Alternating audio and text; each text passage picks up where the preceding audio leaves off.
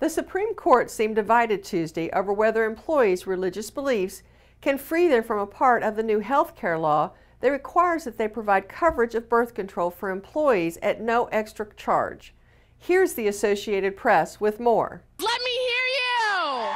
The Affordable Care Act is back in the Supreme Court for the second time in 2 years. On Tuesday, justices heard another challenge by conservatives to one of the law's key provisions, the debate over whether corporations can claim religious rights, exempting them from the requirement to provide birth control coverage to employees. Nearly 50 businesses have signed on to the suit, the largest among them, Hobby Lobby, an Oklahoma-based chain of more than 600 arts and crafts stores in 41 states.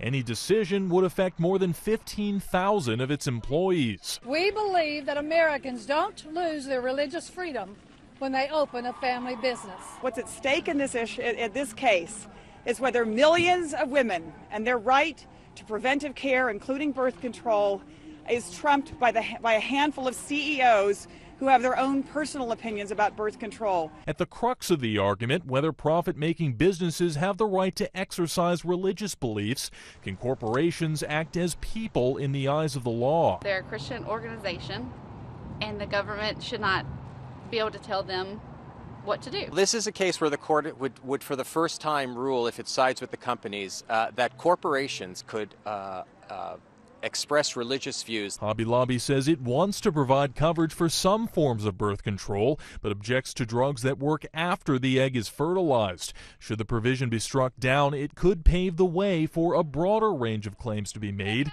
in the name of religious freedom. Robert Bumstead, Associated Press.